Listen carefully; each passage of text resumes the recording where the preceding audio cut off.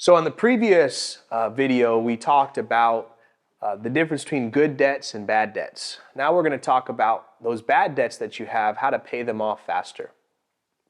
There are two ways that you'll hear people talk about a lot. One is the avalanche and one is the snowball. So first off, avalanche. Now, by no means am I an artist, so you're not going to get this pretty mountain here. The idea behind the avalanche is starting with the highest interest debt and working your way down to the lowest interest debt. Now, the pro to this approach is that, like I said, in the good versus bad debt, debt is either costing you money or it's making you money. You're either putting money in someone else's pocket or you're putting money in your pocket. With the avalanche approach, the pro is that you're eliminating the highest costing debt first and then working your way down. Now, the challenge with this is sometimes the highest costing debt is also the biggest debt. And so you might not feel that feeling of instant gratification or that feeling of progress because you might feel like you're drudging. But I promise, if you just keep your head down and keep going, you're going to make it up that mountain. The second option, or what people will talk about, is the snowball. Within the snowball method, the idea here is to start with the lowest priced or the smallest debt and work your way up.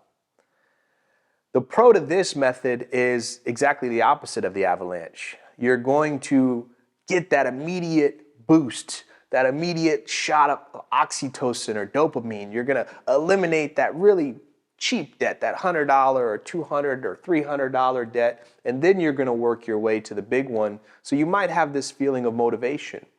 The downside to this is the debts that might be costing you more might be those bigger ones.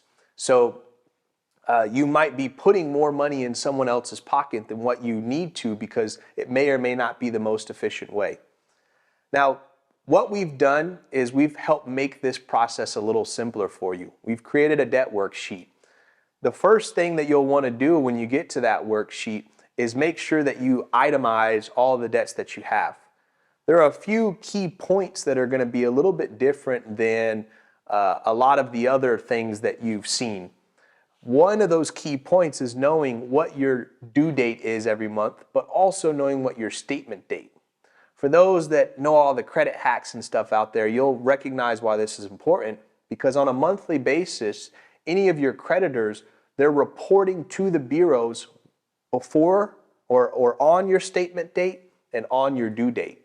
So if we can even split our debt payments up in line with a few days before our statement date and a few days before our due date, it's going to look even better for us. Another thing that you'll notice on there is the year-to-date interest cost. This is important because it helps us identify exactly that, which debts are costing us more. So, like I said, the entire principle within either one of those is this idea of how do we pay off debt faster so that you can have the freedom that you've been searching for and no longer feel like you're tied down.